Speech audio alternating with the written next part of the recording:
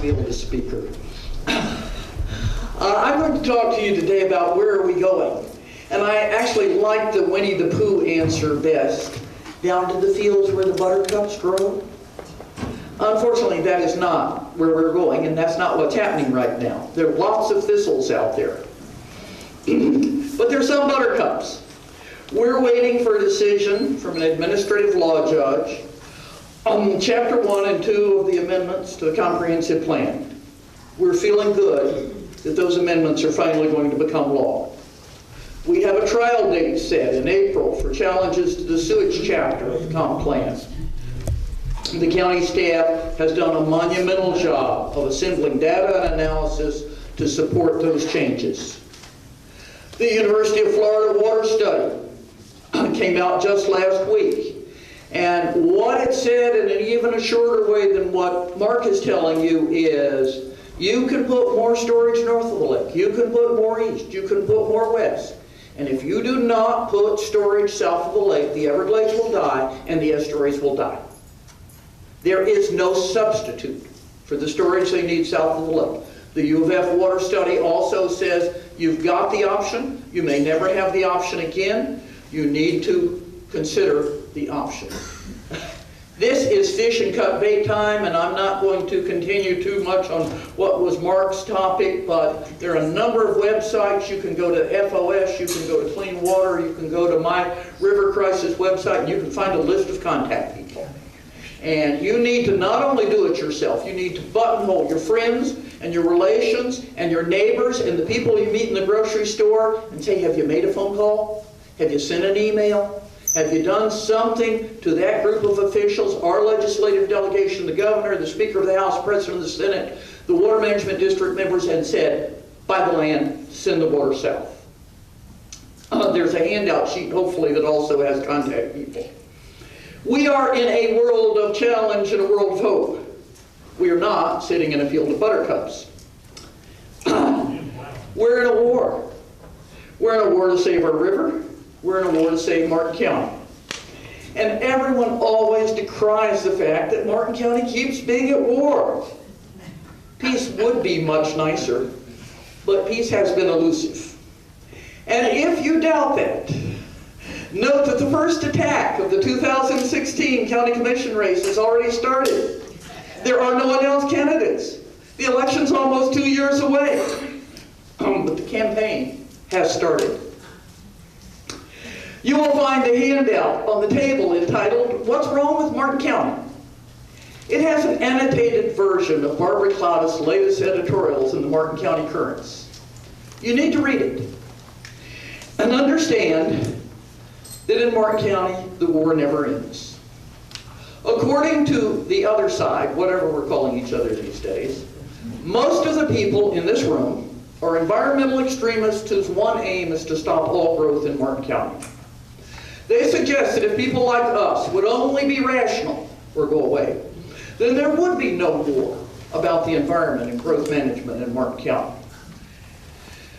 Funny part is, when we get closer to the election, all their candidates paint themselves green and say they agree with us. They love the comp plan. They love the river. They love the river and the comp plan even more than we love the river and the comp plan. Last summer, I almost fell out of my chair when Ron Rose announced at the League of Women Voters Forum, I'm a born-again environmentalist. Maggy's right. The game will continue. There will be appeals for harmony and compromise, while at the same time there are going to be piles of money, nasty personal attacks, anonymous emails, and flat-out lies.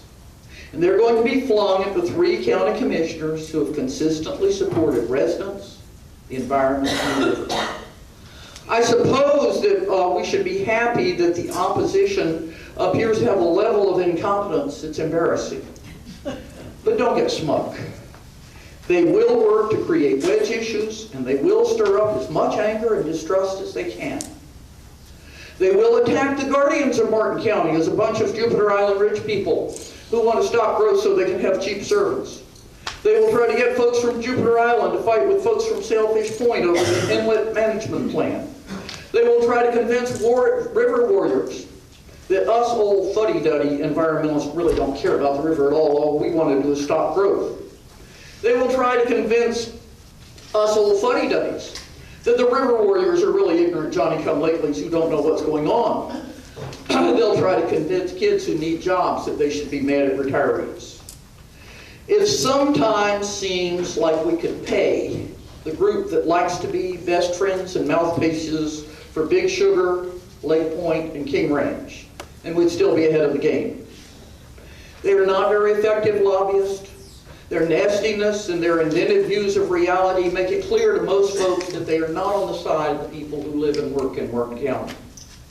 But we need to remember that in Florida, and in Martin County especially, we're always getting new residents. They don't have a scorecard. They don't know who the players are. A continuous drumbeat of emails and Facebook postings that says that Sarah and Ed and Ann are evil, dishonest people who are wasting our tax dollars is not a good thing. They used to attack 4 of our county commissioners. Now they only attack 3. They appear to have decided that Commissioner Haddix is their friend. Our best answer is not to be like them. So I'd like to talk to you about the issues that they'll be using to try to pry Martin County voters away from their addiction to candidates who really do want to do the right thing. The continuing #1 issue is the urban service boundary. It always has been. There is so much money to be made by buying cheap land in the rural area and getting the land use change from agricultural to urban. In the words of a local developer, there's $3 billion to be made in western Martin County. There are 341,000 acres in Martin County's unincorporated area. There are 271,000 acres outside the urban boundary. That's 80% of the county that's covered by our comp plan. I've updated a speech on the urban boundary that I gave at this forum way back in 2001. It's a handout on the table. I won't go through the details. You'll also be able to get it digitally. I hope you'll read it. I think it's really important to understand the technical reasons for an urban boundary. That policy has more to do with protecting our neighborhoods, our environment, our businesses, and our pocketbooks than any single policy in the comp plan. Everyone running for office in Martin County says they love the comp plan and will not break the urban boundary, unless they happen to think it's a good idea at the time. Policies that depend on what individual commissioners think is a good idea at the time are not policies. Our urban boundary rules in Martin County are mandatory. You will be hearing reasons why we should make them flexible. There is $3 billion to be made in breaking the urban boundary in Martin County. #2 is a wedge issue, is tax base. It will be a major argument for allowing more development outside the urban boundary. That's an old argument that has been proven wrong over and over again. But it's got a new twist. Selling the idea of super cities in the hinterland has failed. Too many people remember the fight over Harmony and Hope Groves. And the real estate market has really not recovered enough for anybody to throw money at that kind of gamble. No one's asking for a new city out in the boondocks right now. The one new idea, though, that has been brought up is the fact that first of all, we've heard a proposal to incorporate Palm City, and the idea is they would get out from under the onerous restrictions of the comprehensive plan. Remember, that's the comprehensive plan that everybody said they loved. But Palm City is being urged to get out from under its onerous restrictions, and the problem with asking people to incorporate an area is that just about everybody understands that when you incorporate, you pay higher taxes. And so just about everybody tends to vote against incorporation because they don't like paying higher taxes. But the idea has been raised that we can solve this problem relatively easily. What we do is we take all of the area along 714, between the Turnpike and I-95, and we make it strip commercial. And then we'll have this wonderful tax base out there, and Palm City can have its own city hall and its own commissioners and better services than we have in the rest of the county, and it won't cost them a dime. And Yeah, maybe it'll be ugly, and maybe you'll have to 6-lane the road and put up a lot of traffic lights, but it'll be outside Palm City, so it won't really matter, and it will support the city. I would ask you if you believe that the strip commercial in downtown Stuart from the other side of the bridge to Port Salerno is keeping city residents from paying taxes. It doesn't work. It's an old idea that's been beaten to death. The idea that strip commercial should be prohibited is not some rash idea invented in Martin County. When the state actually had growth management, the Department of Community Affairs prohibited strip commercial. Because everybody who's enthusiastic and innocent says, well, businesses don't have the needs that residents have, so we'll get all the money from the tax base there, but we won't have to provide any services. The vast majority of your county taxes go to roads and public safety. The vast majority of your crime, various other public safety problems, and roads and traffic have to do with commercial. Strip commercial doesn't pay. Dozens of studies have demonstrated the negative impacts. Still, I would suggest to you the best answer to anybody who has an easy and plausible solution like this is show me. Show us the place where it's worked. Let us look at their tax base. Let us look at their taxes. Let us look at what it looks like and see if that's what we want to be. Plausible ideas can have poor results. Before inviting those unintended consequences, let's see where it's worked. If we stave off the idea of strip commercial out on Bridge Road and out on 76 and out on 714, then we end up with the idea of new commercial enterprises and an edge city along I-95. I invite you to drive up I-95 from here to Jacksonville, look at the edge cities that have been created. I invite you to drive south on I-95. And I also invite you to look at what's worked, because the edge city has not worked. The great new corporate headquarters that was going to employ all of the out-of-work people in Martin County doesn't happen. The one time we have broken the urban boundary in the last 10 years was to approve a project called AgTech out on I-95. Jobs, tax base, wonderful promises. Even the Chamber of Commerce said they thought it never really happened. And it turned out they were right. None of those promises have been delivered. The third argument in the theme of flexibility in rural land use is the Right to Farm Act. This is a state law that was designed to protect farmers from encroaching suburbia. Local government cannot pass laws against the normal smells and sounds of a farm operation just because the new neighbors don't like it. In opposing the recent changes to Chapter 10 of the Comp Plan, the King Ranch representatives insisted that the Right to Farm law prohibits local regulation of any use that is allowed in agricultural zoning. The county attorney disagreed. 3 of the county commissioners disagreed.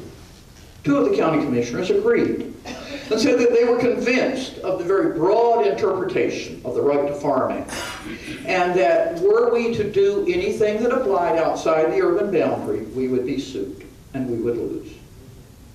If this interpretation is correct, we don't have a comp plan anymore. 80% of the unincorporated area is outside the urban boundary. And it's ironic that the King Ranch and other large owners of agricultural land, backed by the State Department of Agriculture, are using the Right to Farm Act as the Right to Develop Act. They've made it quite clear that their interest in Martin County is to switch from farming to urban development, and they don't want to be hindered in that interest. They don't understand that we don't want to be like Broward County and build out to the Lake Okeechobee Dike. They do understand that there's $3 billion to be made in western Martin County. Breaking the urban boundary is the ultimate buy low, sell high business deal. Martin County has been enforcing comp plan policies in the agricultural area outside the urban boundary since 1982. If 2 of our 5 commissioners believe that's impossible, we need to go to court. That brings up number 4 in the argument as to why we shouldn't be doing all of these things and you people shouldn't be sitting here listening to me. That's called litigation. Flexibility in the urban boundary, expanding the tax base, bringing jobs for young people, asserting that the right to farm bill keeps you from doing anything in 80% of the county. All of those things will be used as arguments for loosening the urban boundary and deciding projects on a case-by-case basis. If we win those arguments, the backup position is this: we can't win. They're bigger than we are. Their lawyers are better. When the Commission adopted amendments to Chapter 1 and Chapter 2, Nancy Smith proclaimed, "Here come the judge," and said that we didn't stand a chance against entities like Lake Point, King Ranch, Hope Groves, and Florida Crystals. The last election is barely over and the drumbeat started up again. Your commissioners are wasting your tax dollars on expensive outside counsel, and you don't stand a chance. And it goes beyond the growth management issues. The Chamber of Commerce has sent an email to Commissioner Smith and Commissioner Haddock specifically, threatening that if they don't withdraw their support for fighting all aboard Florida, then the Chamber will withdraw its support for the sales tax. There's a handout on growth management litigation there for you who would like to catch up with who's suing whom just this week. Martin County has a long and happy history of defending itself.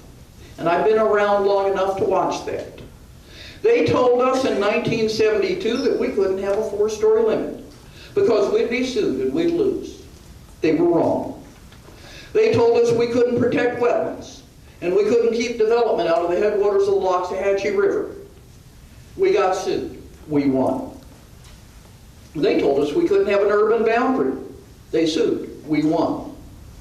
And on a non-growth management issue, when we sued the contractor for faulty construction on the sick courthouse, they said we couldn't win against a national construction giant like Syntax Rooney. They said we might as well give up. We won $14 million in that lawsuit for the people of Martin County. Avoiding lawsuits is good.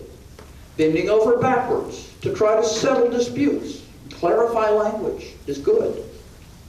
Allowing such efforts to stall adoption is counterproductive.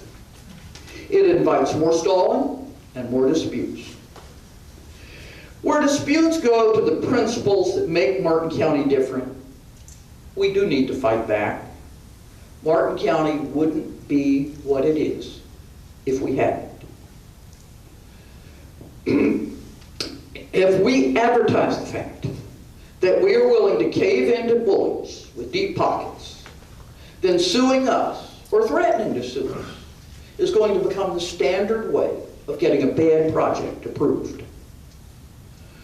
For the foreseeable future, 273,000 acres outside the urban boundary is going to be an invitation to greedy developers and to innocent suckers who got lured into bad investments. There's $3 billion to be made out there. In Martin County, we'll never be sitting around in a field of buttercups. We will never be all holding hands and singing Kumbaya together. We need to make it clear that when we have to fight, we will. Thank you.